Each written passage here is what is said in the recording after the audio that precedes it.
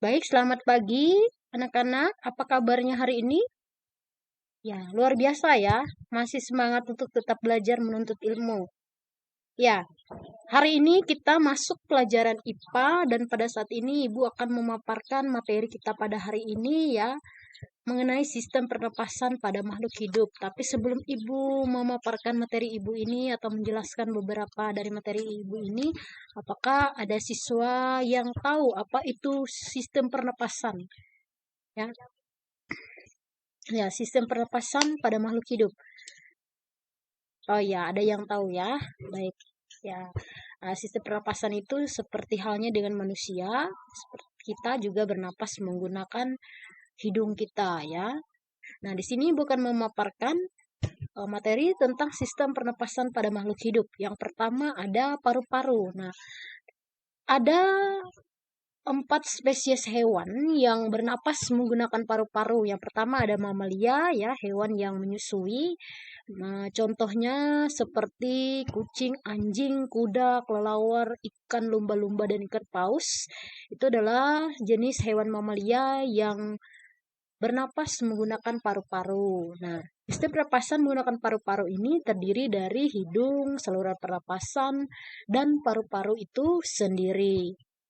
Kemudian ada burung atau apes ya, ada 3 alat pernapasan pada burung atau apes ini yaitu hidung, tenggorokan, dan juga paru-paru yang ditandai dengan pundi-pundi yang variatif ya.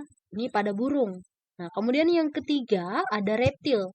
Nah, senada dengan 2 spesies di atas ya, ada uh, hewan reptil ya yang bernapas menggunakan paru-paru juga.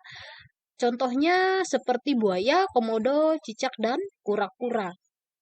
Kemudian yang terakhir, yang keempat ada amfibia, di mana hewan amfibia ini adalah hewan uh, yang sangat menarik karena hewan ini hidup di 2 tempat dan memiliki metamorfosis sempurna. Pada saat dia menjadi berudu, dia bernapas menggunakan insang ya, karena di air. Nah, pada saat hewan amfibia ini bertumbuh menjadi katak hingga dewasa, dia bernapas menggunakan paru-paru. Makanya disebut dengan hewan amfibia karena dia hidup di 2 tempat ya, ada di air kemudian ada di darat. Air itu ketika dia masih berudu. Kalau dia sudah dewasa, dia bernapas menggunakan paru-paru. Kemudian ada insang. Nah, ini hewan insang.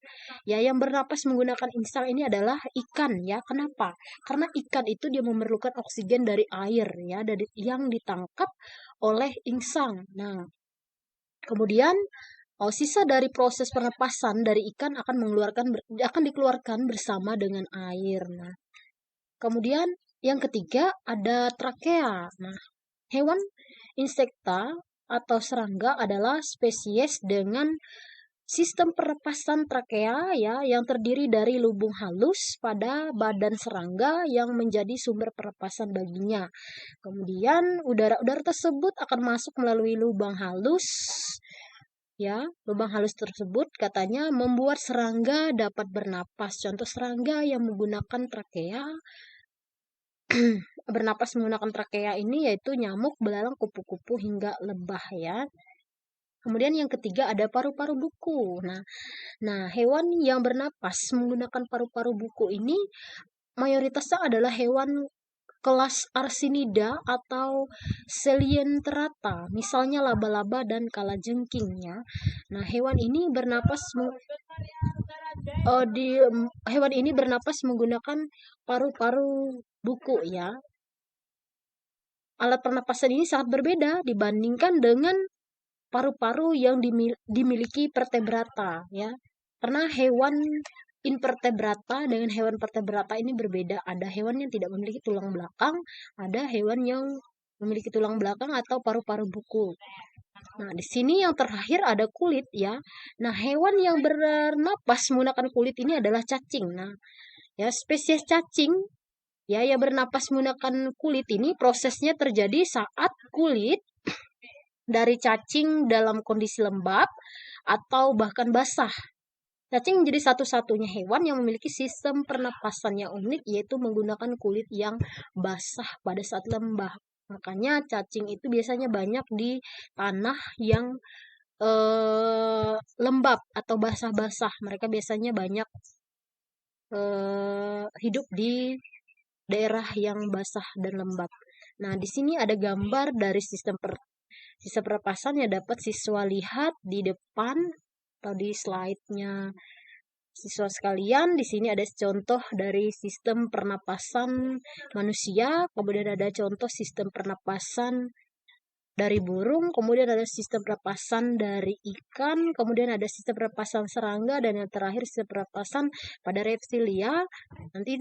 Nanti siswa sekalian dapat melihatnya, ya. Nah, demikian yang dapat Ibu paparkan materinya hari ini. Apakah ada pertanyaan dari siswa sekalian? Kalau ada pertanyaan, silahkan Ibu beri ruang untuk bertanya.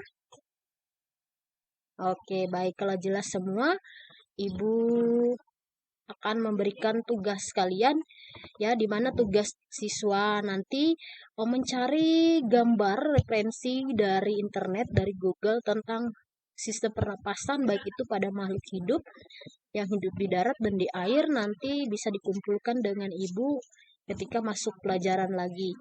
Ya, baik, kalau tidak ada pertanyaan, Ibu cukupkan sampai di sini dulu dan selamat pagi.